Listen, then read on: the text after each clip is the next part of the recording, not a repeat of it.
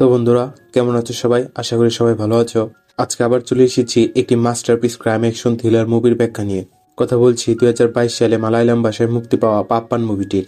মুভিটি এতটাই মাস্টারপিস যে মুভিটি শেষ পর্যন্ত আপনার ব্রেন নিয়ে খেলা করবে। আপনি যখনই মনে করবেন মুভিটি শেষ হয়ে গেছে, মুভিটি আবার সেখান থেকে নতুন করে শুরু হবে। মুভিটিতে যে পরিমাণে ভরপুর টুইস্ট রয়েছে তা দেখলে আপনি সত্যিই অবাক হয়ে যাবেন। তাহলে আর কথা না বাড়িয়ে চলুন মাস্টারপিস মুভিটির থ্রিল উপভোগ করা যাক। মুভির শুরুতে আমরা একজন কামারকে দেখি। সে একটি ড্যাগার বানাচ্ছে।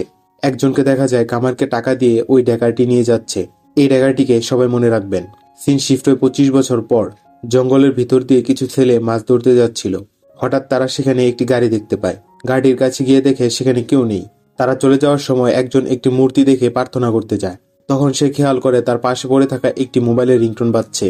বাকি সবাই এসে দেখে মোবাইলটি তাদের পছন্দের সুপারস্টার রাবি বর্মার, এবং গাড়িটির নাম্বারটি ভালো করে দেখে বলে এটাও রাবি বর্মারই। পাশেই পাতার উপর রক্তের ফোঁটা পড়েছিল। তখনই একজন খেয়াল করে পাশের গাছে বস্তাবন্দি একটি লাশ ঝুলিয়ে রাখা হয়েছে। লাশটির হাত বেয়ে ফোঁটায় ফোঁটায় রক্ত পড়ছে। এরপর পুলিশকে জানানো হয়। পুলিশ এসে জায়গাটি ঘিরে ফেলে। মিডিয়ার লোকেরাও এসে নিউজ করতে থাকে। এ হচ্ছে এএসপি ভিন্সি আব্রাহাম। ঘটনাস্থলে আসার পরই সিআই সোমান তাকে জানায় লাশটি এখনো নামানো হয়নি। লাশটি আইডেন্টিফাই করতে রাবি বর্মার ওয়াইফও এখানে আসছে। তখনই রাবির ফোনে তার ম্যানেজার ফোন করে। জানা যায় যে রাবি গতকাল সেট থেকে ঝগড়া করে ড্রাইভার রাজনকে নিয়ে বেরিয়ে এসেছিল। পুলিশের সন্দেহ হয় ড্রাইভার রাজনের উপর, তাই তারা রাজনকে ট্র্যাক করতে শুরু করে। রাবির গাড়িতে ফরেনসিক টিম 3টি আলাদা আলাদা মানুষের ফিঙ্গারপ্রিন্ট পায়। বাকি ডিটেলস ল্যাবে জানা যাবে। এরপর সিআই সোমান ভিন্সিকে জানায় এই রাজনের বিরুদ্ধে কয়েকটি কেস হয়েছিল। সে ড্রাগস ব্যবসায়ও জড়িত ছিল, কিন্তু তার বিরুদ্ধে কোনো প্রমাণ না পাওয়ায় কেসটি বন্ধ হয়ে যায়। তখন এসআই রাঘব জানায়, ম্যাডাম, কেসটি আপনার বাবা আব্রাহাম স্যার ইনভেস্টিগেশন করেছিলেন। এরপর ভিন্সি প্রেস মিট করে। আর এই যে হাতে কাটা দাগওয়ালা লোকটি দেখতে পাচ্ছেন, উনি হলেন রিটায়ার্ড অফিসার ম্যাথিউ আব্রাহাম মাথান, মানে ভিন্সির বাবা। এরপর একটি মেয়েকে দেখা যায় টিভিতে নিউজ দেখে একটি ছেলের ঘুম ভাঙাচ্ছে। তখনই আমরা দেখতে পাই এই হলো সুপারস্টার রাবি বর্মা, যে কিনা এই মেয়েটির সাথে তার ফার্ম হাউসে আছে। তার খুনের খবর দেখে রাবি নিজেই অবাক হয়ে যায়। তাহলে ওই লাশটি কার? এদিকে বডিটি নামানো হয়েছে। ইতিমধ্যে রবি বর্মার ওয়াইফও সেখানে চলে এসেছে। লাশের চেহারা দেখে রবির ওয়াইফ জানায় এটা তো ড্রাইভার রাজন। এরপর ভিন্সি মিডিয়াকে জানায় লাশটি রবি বর্মার ড্রাইভার রাজনের, আর রবি বর্মাও নিখোঁজ। আমরা তাকে খুঁজতে শুরু করেছি। রাজনের বডিটি পোস্টমর্টমের জন্য হাসপাতালে আনা হয়। তার 2 পায়ের পাতায় ছুরি দিয়ে আঁকা ছিল 2 এবং 6। ডাক্তার শার্লি জানায় রাত 2টা থেকে 3টার মধ্যে তার মৃত্যু হয়েছে। তার পুরুষাঙ্গ কেটে ফেলা হয়েছে, ড্র্যাগার দিয়ে বুকে 2বার আঘাত করা হয়েছে। এখানে আশ্চর্যজনক ব্যাপার এটা যে এগুলোর কিছুই তার মৃত্যুর কারণ নয়। রাজনের মৃত্যু হয়েছিল হার্ট অ্যাটাকে, আর তার মৃত্যুর পরে তার সাথে এত কিছু করা হয়েছিল। ভিন্সি বলে তাহলে খুনি নিশ্চয়ই কোনো সাইকোপ্যাথ। শার্লি বলে হয়তো খুনি প্রতিশোধের জোরে এমন করেছে, নয়তো খুনি বদ্ধ উন্মাদ। এরপর ফরেনসিক থেকে নন্দন ফোন করে ভিন্সিকে জানায় গাড়িটিতে রাবি রাজন ছাড়া আরেকটি মেয়ের ফিঙ্গারপ্রিন্ট পাওয়া গেছে, যার বয়স 30-এর মাঝেই হবে, এবং ফুটপ্রিন্ট থেকে জানা যায় মেয়েটির জুতার সাইজ 8। ভিন্সি বাইরে এসে রাবির ম্যানেজারের কাছ থেকে জানতে পারে রাবির পরবর্তী মুভির নায়িকা সিলেক্ট করা নিয়ে ডিরেক্টরের সাথে ঝামেলা হয়েছিল, তাই সে সেট থেকে বের হয়ে গিয়েছিল। এরপর থেকে তার আর কোনো খোঁজ পাওয়া যায়নি। এসআই সাবু এসে জানায় অভিনেত্রী হিরণমালাকে নায়িকা হিসেবে সিলেক্ট না করায় ঝামেলা হয়েছিল। এর কিছুক্ষণ পর সাইবার সেল থেকে রবি বর্মার একটি কল রেকর্ড পাওয়া যায়, যেখানে রাবি একজন উকিলকে বলছিল আমার অগ্রিম বেলের কি খবর। উকিল বলে আপনি এসবের চিন্তা না করে সেটে গিয়ে শুটিং করুন। ভিন্সির এতে সন্দেহ হয়, তাই তারা শুটিং এর লোকেশনে যায়। সেখানে রাবির সাথে কথা বলে তারা জানতে পারে রাবি ওই দিন তার ফার্ম হাউসেই ছিল, আর রাজন কোন একটা কাজের কথা বলে রাবির কাছ থেকে গাড়িটি নিয়ে গিয়েছিল। ভিন্সি জানতে চায় তোমার সাথে মেয়েটি গিয়েছিল। রাবি প্রথমে অস্বীকার করে। যেহেতু ভিন্সিদের কাছে সাক্ষী ও প্রমাণ ছিল যে ওই দিন গাড়িতে একটি মেয়ে ছিল, তাই নিরুপায় হয়ে রাবি বলে দেয় যে ওই দিন তার সাথে অভিনেত্রী হিরণমালা ছিল। এমনকি রাতেও তারা দুজনে ফার্ম হাউসেই ছিল। রাবি ও হিরণমালা যেহেতু ফার্ম হাউসে ছিল আর তাদের বিরুদ্ধে কোনো প্রমাণ নেই, তাই ভিন্সি রাবিকে ছেড়ে দেয়। এখানে আমরা জানতে পারি আগামীকাল ভিন্সির মায়ের মৃত্যুবার্ষিকী। পরের দিন চার্চের সামনে আব্রাহামকে দেখা যায়। এই হচ্ছে আব্রাহামের দ্বিতীয় স্ত্রী সুজান। তার প্রথম স্ত্রী ন্যান্সি মারা যাওয়ার পরই সে সুজানকে বিয়ে করেছিল। এই ছেলেটির নাম মাইকেল, তার দ্বিতীয় ঘরের সন্তান। আব্রাহাম চার্চ থেকে একাই ড্রাইভ করে কোথাও যাচ্ছিল। তখনই তার ন্যান্সির কথা মনে পড়ে। ন্যান্সিকে সে অনেক ভালোবাসতো। তাদের সুখ ভরা একটি সংসার ছিল। ভিন্সিকে নিয়েও তাদের দিন ভালোই কাটছিল। ভিন্সিও আস্তে আস্তে বড় হয়ে উঠছিল। তারা ভিন্সিকে নিয়ে এখানে ওখানে ঘুরতে যেত।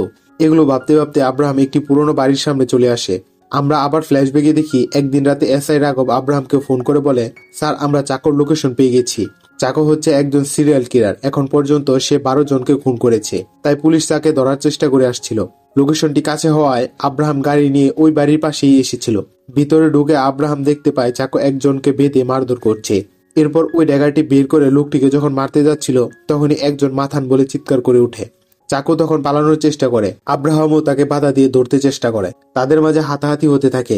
একসময় চাকু ড্যাগারটি দিয়ে আব্রাহামের বাম হাতে আঘাত করে। তারপরেও আব্রাহাম চাকুকে ধরে রাখে। এরপর ফোর্স এসে চাকুকে ধরে ফেলে। তখনই চাকু তার ড্যাগারটি ছুঁড়ে ফেলে দেয়। ড্যাগারটি একটি শুকনো গাছের গুড়ির ভিতরে গিয়ে পড়ে। এরপর বর্তমানে আমরা সিদ্ধা নামের একজন নৃত্যশিল্পীকে দেখতে পাই। সে ঋতু নামের একটি মেয়ের সাথে স্টেজে পারফর্ম করছে। ভিন্সিকে দেখা যায় বাইরে সিদ্ধার জন্য অপেক্ষা করছে। এখানে আমরা জানতে পারি সিদ্ধা ভিন্সির হাজবেন্ড। ভিন্সিরা বাড়িতে চলে আসে। রাত তখন 4:30। এসআই সাবু এসে জানায় একটু ইমার্জেন্সি আছে। তারা একটি চার্চে যায়। পুলিশের আগে থেকে এই জায়গাটা ঘিরে রেখেছিল। সিআই সোমান ভিন্সিকে দেখায় কেউ এখানে 2 এবং 6 লিখে গেছে, যেটা আমরা রাজনের পায়েও দেখেছি। এখানে নাইট গার্ড জানায় একজন লোক এসে এখানে এসব লিখেছে। আমি তার কাছে যেতেই পাশের পুকুরে কিছু একটা ফেলে সেইখান থেকে পালিয়ে গেছে।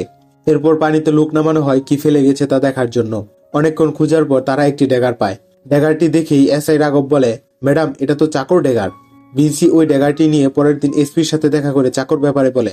এসপি বলে চাকর বিষয়ে আমাদের কাছে বর্তমানে কোনো তথ্য নেই, কারণ যে স্টেশনে ছিল সেখানে আগুন লেগে সব পুড়ে গেছে। এসপি ভিন্সিকে সাহায্য করার জন্য একজন রিটায়ার্ড অফিসার এখানে ডেকেছে, যে কিনা আগে চাকর কেসের ইনভেস্টিগেশন করেছিল। ভিন্সি তার কাছে গিয়ে দেখে সে আর অন্য কেউ নয়, তারই বাবা ম্যাথিউ আব্রাহাম। এখানে আমরা জানতে পারি ভিন্সির মা খুন হয়েছিল। সবাই বলতো আব্রাহামই তার জন্য দায়ী, আর ভিন্সির মনেও সেরকম ধারণা জন্মেছিল। তখন থেকে তার বাবাকে সে পছন্দ করে না। তারপর থেকে ভিন্সির সাথে আব্রাহামের কোনো যোগাযোগ নেই। আব্রাহাম বলে, তোমার বিয়ের ছবি আমি মাইকেলের ফেসবুকে দেখেছিলাম, তোমাকে অনেক সুন্দর লাগছিল। কিন্তু ভিন্সি কোনো কথার জবাব না দিয়ে কেসের ডিটেলস বলছিল। ভিন্সি যখন চলে যাচ্ছিল তখন আব্রাহাম জানায় এই খুন চাকু করেনি। যে ডেগাটি পাওয়া গেছে সেটিও চাকর নয়, কারণ একমাত্র আব্রাহামই চাকর ডেগারটি দেখেছিল। ওই ঘটনার পর ডেগারটি আর পাওয়া যায়নি। ভিন্সি কিছুতেই মানে না যে এটা চাকর কাজ নয়। তাই আব্রাহামকে বলে, আমি জানি চাকুকে কিভাবে ধরতে হবে। আব্রাহাম বলে, তোমার যদি মনে হয় চাকু এই কাজটি করেছে, তাহলে পুরো পুলিশ ফোর্স কাজে লাগেও তুমি চাকুকে খুঁজে পাবে না। এরপর ভিন্সি চলে যায়। আমরা ফ্ল্যাশব্যাকে কিছুদিন পুরনো একটি সিন দেখি, যেখানে ভিন্সি আইপিএস ট্রেনিং এর আগে বাড়ি ছেড়ে চলে যাচ্ছিল। আসলে ভিন্সির ধারণা ছিল আব্রাহাম সুজানকে আগে থেকেই ভালোবাসতো, আর তাকে বিয়ে করার জন্যই ন্যান্সিকে সে খুন করিয়েছে। এমনকি সুজানের হাজবেন্ডকেও আব্রাহামই খুন করিয়েছে।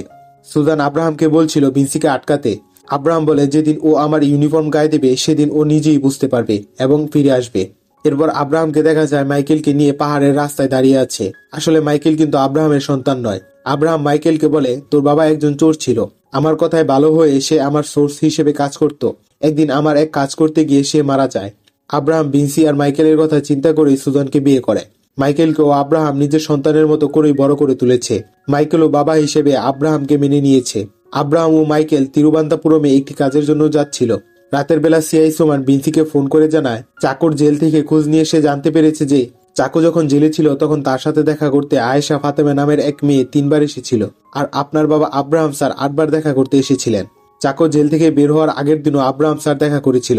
সিসিটিভি ফুটেজ তারা পরে পাঠিয়ে দেবে। সোমানও তিরুবান্তাপুরমেই তার বন্ধুর বাসায় এসেছে। তার বন্ধু একজন পুলিশ অফিসার ছিল, সে কয়েক বছর আগেই মারা গেছে। আসলে তার বন্ধুর স্ত্রীর সাথে তার অ্যাফেয়ার চলছিল। কিছুক্ষণ পর একটি কালো গাড়ি এসে সোমানের গাড়ির পেছনে দাঁড়ায়। অন্যদিকে ভিন্সি সিদ্ধাকে বলছিল নিশ্চয়ই চাকর সাথে পাপ্পার কোনো লিঙ্ক আছে। পাপ্পার আচরণও সন্দেহজনক। পাপ্পা রাজনের কেসও তদন্ত করেছিল, আবার জেলে চাকর সাথে দেখাও করেছিল। আর চাকু বের হওয়ার পর দিনই রাজন খুন হলো। এদিকে সুমানকে দেখা যায় গাড়ি বের করার চেষ্টা করছে। এরপরই সুমান নেমে ওই কালো গাড়িটির কাছে যায়। সুমান থানায় কল করার চেষ্টা করছিল, তখনই সে বেহুশ হয়ে পড়ে যায়। এরপর এসআই সাবু ভিন্সিকে ফোন করে জানায় যে সিআই সুমান স্যার মিসিং।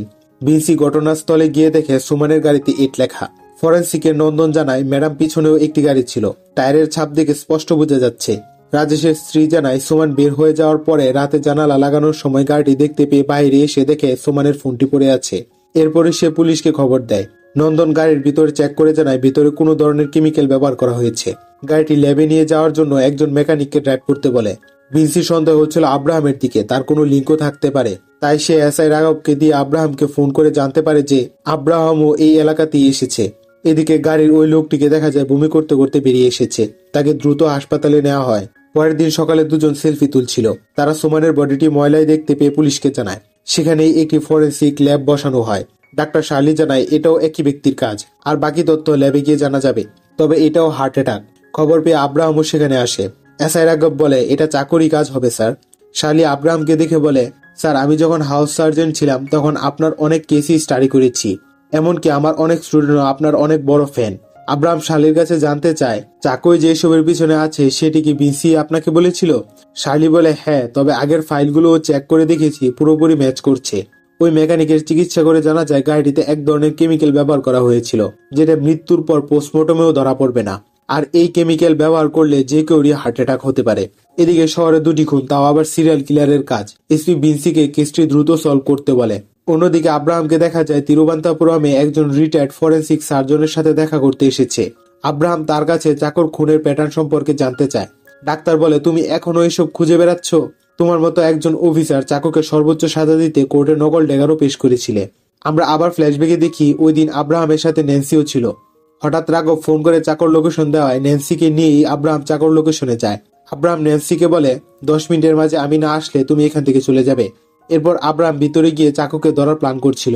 ন্যান্সি শব্দ পেয়ে ভিতরে গিয়ে চাকুকে দেখে চিৎকার করে ওঠে। তখন এই চাকু পালানোর চেষ্টা করে। আব্রাহামের সাথে যখন চাকুর ফাইট হচ্ছিল তখন ন্যান্সিও চাকুকে বাধা দেওয়ার চেষ্টা করে। চাকু তখন লাথি মেরে ন্যান্সিকে ফেলে দেয়। এরপর ফোর্স এসে যখন চাকুকে ধরে ফেলে, তারপর আব্রাহাম এগিয়ে গিয়ে দেখে ন্যান্সির পেটে রড ঢুকে ন্যান্সি মারা গেছে। চাকর বিরুদ্ধে একমাত্র প্রমাণ ছিল ড্যাগারটি। অনেক খুঁজেও সেটা না পেয়ে আব্রাহাম একটি নকল ড্যাগার বানিয়ে কোর্টে পেশ করেছিল, যা আমরা মুভির প্রথমে দেখেছিলাম। ফরেন্সিকের ও পোস্টমর্টমের তথ্যের সাথে ওই ড্যাগারটি ম্যাচ করে না। কোর্টে নকল তথ্য পেশ করায় আব্রাহামকে চাকরিচ্যুত করা হয়। ওই রাতে ন্যান্সি মারা যাওয়ায় চাকর সাধারণ কারাদণ্ড হয়। এটাই ছিল আব্রাহাম আর চাকর গল্প। আব্রাহাম চেয়েছিল চাকর যাতে ফাঁসি হয়, কিন্তু তখন ওই ড্যাগারটি পাওয়া যায়নি। ডাক্তার বলে, চাকর ড্যাগারটি বুকের ভিতর ঢোকার পর সেখান থেকে আরো 1.5 ইঞ্চি বেরিয়ে আঘাত করত। এটাই ছিল ওই ড্যাগারের টেকনিক। আব্রাহাম তখন ওই ড্যাগারটি বের করে দেখায়, যেটা সে হুবহু নকল বানিয়েছিল। ড্যাগারটি যেহেতু মিসিং, তাহলে চাকু কিভাবে এগুলো করছে? আব্রাহামকে ডাক্তার চাকর একটি ডিটেলস ফাইল দেয়। অন্যদিকে ডাক্তার শার্লিকে দেখা যায় বাসায় প্রার্থনা করছে। টিভিতে নিউজে বলছিল এক চার্চের ফাদার বেনেট তার শরীরে আগুন লেগে মারা গেছে। ধারণা করা হচ্ছে মোমবাতির আগুন তার গায়ে লেগেছিল। কিছুক্ষণ পর শার্লি বুঝতে পারে তার বাসায় কেউ ঢুকেছে। শার্লি সেটা বিনসিকে ফোন করে জানায়। বিনসি কাছাকাছি থাকায় সিদ্ধাকে নিয়ে সেখানে চলে আসে। গাড়ি থেকে নেমে বিনসি দেখে শার্লির বাড়ির পিছন দিয়ে কেউ যাচ্ছে। বিনসি তার পিছনে যেতে থাকে। দৌড়ানোর সময় একটি ডালের সাথে পা লেগে বিনসি পড়ে যায়। এরপর সিদ্ধা এসে বিনসিকে নিয়ে যায় এবং শার্লির বাড়িতে পুলিশ মোতায়েন করা হয়।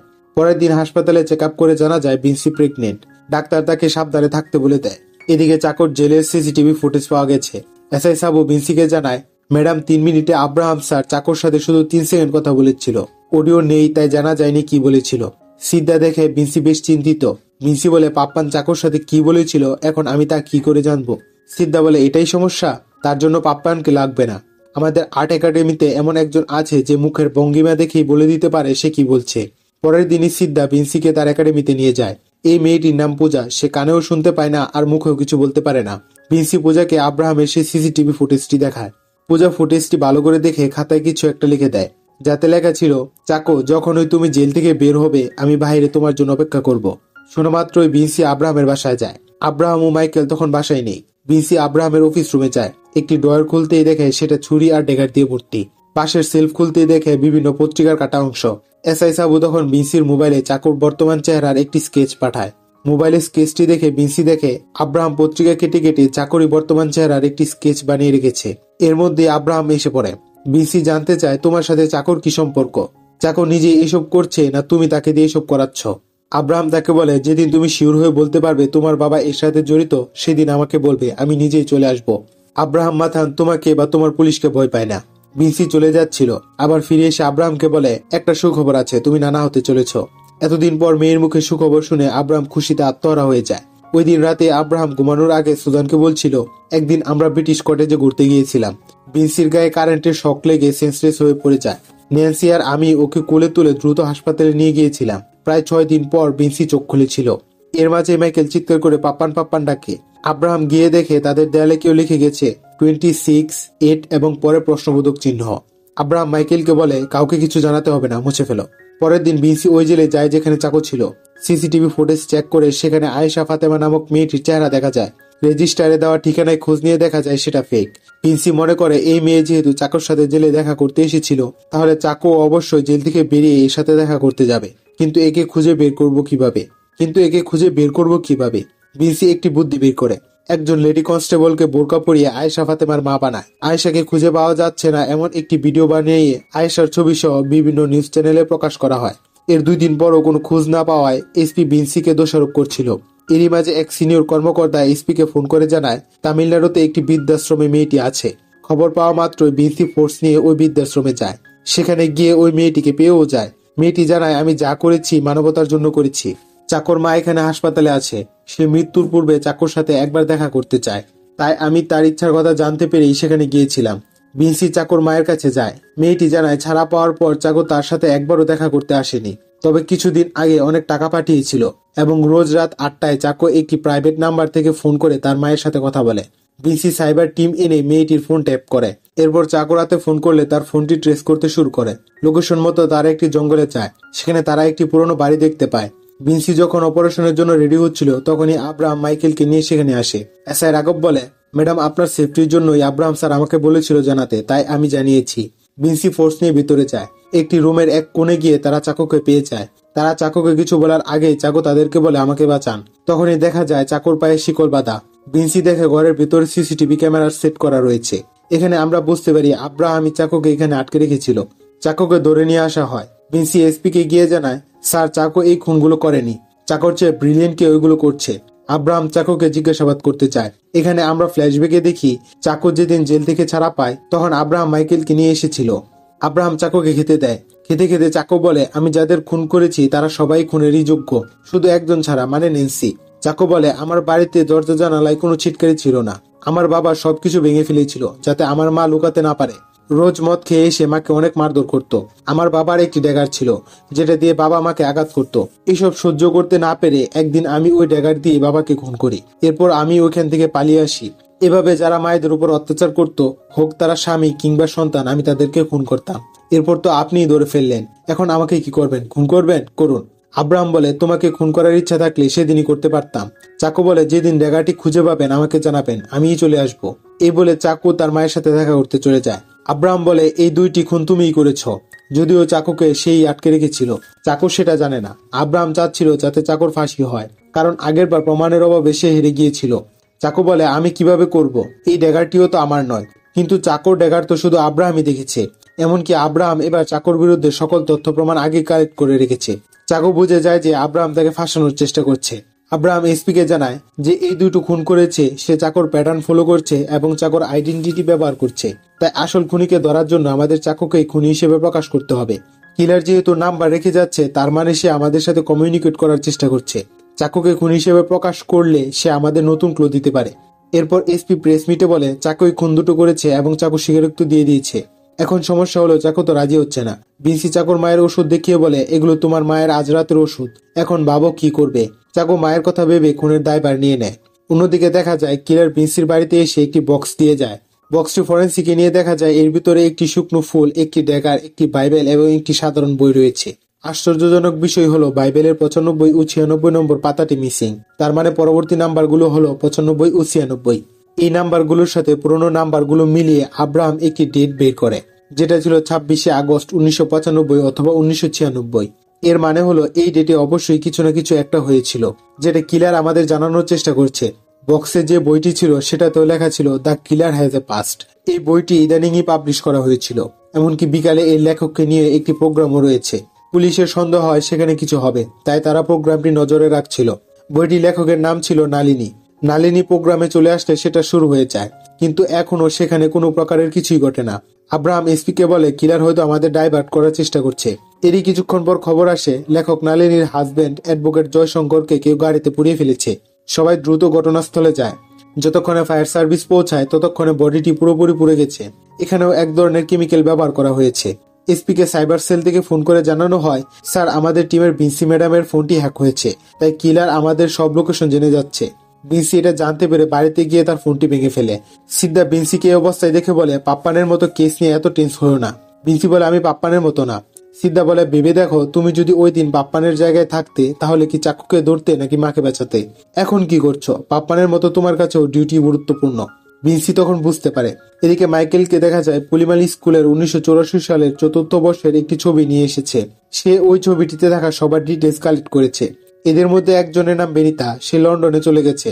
আরেকজনের নাম সাইমন, তার বিরুদ্ধে চুরির কেস রয়েছে, এখনো সে পলাতক। বর্তমানে শুধু ইন্দিরা নামের এক মহিলা এখানে ডেইরি ফার্ম করছে, তার কাছে বাকি তথ্য পাওয়া যাবে। মাইকেল বলছিল, এত তথ্যের কি আছে, আমরা তো সরাসরি কিলারকে ধরতে পারি। আব্রাহাম বলে, আমরা এভাবে অ্যারেস্ট করতে পারবো না, আগে খুঁজে বের করতে হবে ছবিটির সাথে কিলারের কি কানেকশন রয়েছে। এই ছবিটি কার, কোথা থেকে এসেছে তা আমরা সামনেই জানতে পারবো। এরপর তারা ওই গ্রামে যায়। গ্রামবাসীদের কাছে সাইমনের কথা জানতে চাইলে তারা জানায় সাইমন চার্চ থেকে গোল্ডেন ক্রস চুরি করে পালিয়েছিল। চার্চে গিয়ে জানা যায় সাইমনের বাবার সমাধি নিয়ে এই ঘটনার সূত্রপাত। এখানে চার্চে দুই ধরনের সমাধি রয়েছে, উঁচু জাতের এবং নিচু জাতের। সাইমনরা আদিবাসী হওয়ায় তারা নিচু জাতের ছিল, কিন্তু সাইমন চাইছিল না যে তার বাবার লাশটি নিচু জাতের সমাধিস্থলে সমাহিত হোক। এ নিয়ে এলাকার মানুষ সাইমনকে মারধরও করেছিল। ওই ঘটনার রাতেই সাইমন চার্চ থেকে গোল্ডেন ক্রস চুরি করে পালিয়ে যায়। এরপর আর কখনো ফিরে আসেনি। আব্রাহামরা সাইমনের ক্লাসমেট ইন্দিরার সাথে দেখা করে। ইন্দিরা বলে জাতিগত বিদ্বেষের জন্যই ঝামেলা হয়েছিল। সে আরো বলে তারই ক্লাসমেট বিনিতা সাইমনকে ভালোবাসত। জাতিভেদ ভুলে তারা একে অপরকে পাগলের মতো ভালোবাসত। বিনিতা ছিল উঁচু জাতের এবং অনেক সাহসী মেয়ে, তাই ওই বয়সেও সে কোনো দ্বিধা করত না। বিনিতার ভাইয়ের নাম ছিল বেনেট। সে বিনিতার সাথে সাইমনের সম্পর্কের কথা জেনে গিয়েছিল এবং এটা নিয়ে অনেক ঝামেলাও হয়েছিল। বেনিতার পরিবার জানতে পেরে সাথে সাথেই বেনিতার বিয়ে ঠিক করে। এরপর আমি বোম্বেতে চলে যাই, আর তাদের কোনো খোঁজ পাইনি। তবে বেনিতার একটি পুরনো চিঠি ও ফটো আছে আমার কাছে। ইন্দিরা আব্রাহামকে সবকিছু দিয়ে দেয়। ইন্দিরা আরো জানায় বেনিতা লন্ডনে চলে গিয়েছিল এমবিবিএস করার জন্য। ওর মা নদীতে ডুবে মারা যায়, ওর বাবাও স্ট্রোক করে মারা যায়। সবচাইতে আশ্চর্যের বিষয় হচ্ছে ওর একমাত্র ভাই বেনেটও চার্চে ফাদার ছিল। কিছুদিন আগে সেও আগুনে পুড়ে মারা যায়। এখন জানি না বেনিতা কোথায় আছে। সেখান থেকে ফেরার সময় আব্রাহাম সেখানের এসআই সত্যনাথকে ফোন করে সাইমনের পুরনো কেসটির ডিটেলস দিতে বলে। মাইকেল পুলিমারা চার্চে খোঁজ নিয়ে জানতে পারে বেনিতার বিয়ের জন্য ওই সময় চার্চ বুক করা হয়েছিল। কোনো একটি ঘটনাকে কেন্দ্র করে বিয়ের আগের দিনই সেটা ক্যান্সেল করা হয়। আব্রাহাম জানতে চায় বিয়েটি কোন দিন ছিল। মাইকেল জানায় 26শে অগস্ট 1996, মানে ওই ডেটটাই কিলার তাদেরকে জানাতে চাইছিল। ওইখান থেকে ফেরার সময় আব্রাহাম মাইকেলকে বলে এই ছবিটার বর্তমান বয়সের লুক তৈরি করা যাবে। মাইকেল বলে অবশ্যই, এজ প্রোগ্রেশনের মাধ্যমে করা যাবে। অন্যদিকে বিনসি জয়শঙ্করের পোস্টমর্টম সম্পর্কে জানতে হাসপাতালে যায়। সেখানে গিয়ে জানতে পারলে শার্লি তখনও আসেনি। শার্লি তখন নতুন ব্যাচের ক্লাস নিচ্ছে। ক্লাস শেষ করে শার্লি হাসপাতালের উদ্দেশ্যে রওনা দেয়। কিছু দূর যাওয়ার পরই ড্রাইভার শার্লির মুখে স্প্রে করে তাকে বেহুশ করে ফেলে। এদিকে শার্লির অ্যাসিস্ট্যান্ট বিনসিকে জানায় ম্যাডাম একটি সমস্যা হয়েছে। যে বডিটি গতকাল আনা হয়েছিল এটি জয়শঙ্করের বডি নয়। এটির পোস্টমর্টম করা হয়েছে অনেক আগেই। এই বডিটি 7 দিন আগেই আমাদের মর্চরি থেকে নিখোঁজ হয়েছিল। বডির সাথে একটি ব্রেসলেট পাওয়া যায়। জানা যায় এটি শার্লির ব্রেসলেট। বিনসি ব্রেসলেটটি নিয়ে দ্রুত বের হয়ে চলে যায়। এদিকে তখনই এসআই সত্যনাথ আব্রাহামকে ফোন করে জানায় স্যার ঘটনা সত্যি, সাইমন পলাতক ছিল, কিন্তু তার বিরুদ্ধে কোনো চুরির কমপ্লেন হয়নি। তার মিসিং কমপ্লিট হয়েছিল 26শে আগস্ট 1996-এ, কিন্তু ওই ছেলে মিসিং হওয়ার পর দিন আরেকটি কমপ্লেট এসেছিল। এরপর আব্রাহাম এসপিকে পুরো বিষয়টি খুলে বলে। এসপি বলে দেখুন, জাতিগত বিভেদের কারণে মেয়েটির বিয়ে ঠিক হয়। বিয়ের আগের দিনই তারা পালিয়ে যায়। 25 বছর ধরে ছেলেটি নিখোঁজ। কিভাবে এই খুনের সাথে তারা জড়িত থাকতে পারে? আব্রাহাম বলে সাইমন খুনের সাথে জড়িত নয়, জড়িত সাইমনের প্রেমিকা বেনিতা। সে লন্ডনে গিয়ে এমবিবিএস করেছিল। তখনই বিনসি এসে জানায় ওই বডিটি জয়শঙ্করের নয়, আর বডিটির সাথে শার্লির ব্রেসলেট পাওয়া গিয়েছে। টাওয়ার সিগন্যালও বলছে গতকাল শার্লি সেখানেই ছিল। এসপি বিব্রত হয়ে যায়। তুমি বলছো শার্লি এর সাথে জড়িত? আব্রাহাম স্যার বলছে বেনিতা। তাহলে কে জড়িত? আব্রাহাম বলে দুজনেই জড়িত। বেনিতার পুরানো ও বর্তমান ছবিটি দেখিয়ে বলে শার্লি বেনিতা। এরপর একটি পত্রিকা দেখিয়ে বলে এই দেখুন, তার নাম বেনিতা থেকে শার্লিতে পরিবর্তন করে নোটারি পাবলিকেশনের মাধ্যমে এড দেওয়া হয়েছিল। বিনসি বলে কিন্তু শার্লি তো সকাল থেকেই মিসিং। আব্রাহাম বলে মিসিং না, আমি ওকে অ্যারেস্ট করেছি। আমরা দেখি শার্লির গাড়ির ড্রাইভারের জায়গায় মাইকেল ছিল। শার্লি বলে আমি কি করেছি, আমাকে কেন অ্যারেস্ট করা হয়েছে? আমরা জানতে পারলি শার্লি যখন হাউস সার্জন ছিল তখন সে আব্রাহামের পুরাতন কেস স্টাডি করে চাকর সম্পর্কে জেনে গিয়েছিল। এমনকি শার্লি রাজনের পোস্টমর্টম করেও ভুল তথ্য দিয়েছিল যে মৃত্যুর পর ড্যাগার দিয়ে তাকে আঘাত করা হয়েছিল, অথচ তাকে ড্যাগার দিয়ে মারা হয়েছিল। আব্রাহাম বলে আমি তোমার পুরাতন প্রফেসরের কাছ থেকে জানতে পেরেছি চাকু তোমার জন্য অজানা কোনো কিলার নয়। পাত্তাবিরাম যখন ফরেন্সিক সার্জন ছিল তখন শার্লি তার অ্যাসিস্ট্যান্ট ছিল। আব্রাহাম তখন সকল পেপারস বের করে দেখায়। এসপি বলে শুধু রিসার্চ পেপারে নাম থাকায় শার্লিকে আমরা খুনি প্রমাণ করতে পারবো না। তখন আব্রাহাম বলে আমি শার্লির মুখে চাকর ব্যাপারে জানতে পেরে সন্দেহ করেছিলাম।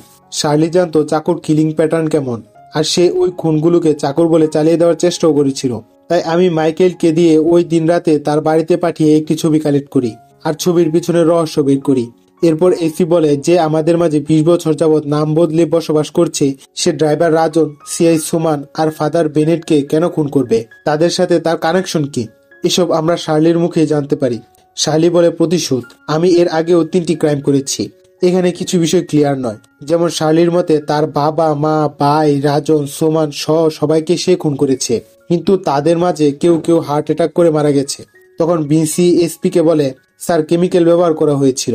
এর মাঝে এসআই সাবু ভিনসিকে ফোন করে জানায়, ম্যাডাম আমি খোঁজ নিয়ে জানতে পারলাম রাজনকে রাবি বার্মার কাছে ফাদার বেনেটই এনে দিয়েছিল। আর আশ্চর্যের বিষয় হলো ফাদার বেনেট, সিআই সোমান ও অ্যাডভোকেট জয়শঙ্কর একই ইউনিভার্সিটির 95 ও 96 ব্যাচের ক্লাসমেট ছিল। আব্রাহাম এসপিকে বলে, রাজনকে মেরে ওই গাছে কেন ঝুলাবে, এর পিছনেও কোনো ক্লু রয়েছে। এরপর তারা আবার ওই জায়গায় যায়। আব্রাহাম মূর্তিটি দেখে বলে, 20 বছর আগে আমি এখানে কোনো মন্দির দেখিনি, এখানে কোনো ক্লু রয়েছে। আব্রাহাম ঘুরতে নির্দেশ দেয়।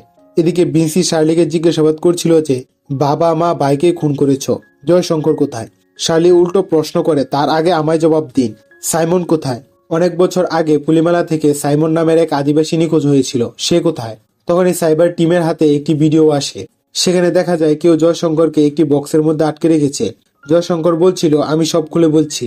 জয়শঙ্কর বলে, বেনেট, সোমান আর জয়শঙ্কর বন্ধু ছিল। বেনিতার বিয়ের জন্য জয়শঙ্কর ও সোমান বেনেটের বাড়িতে গিয়েছিল। সাইমনের সাথে বেনিতার সম্পর্কের কথা জানতে পেরে তারা সাইমনকে বেঁধে মারধর করছিল।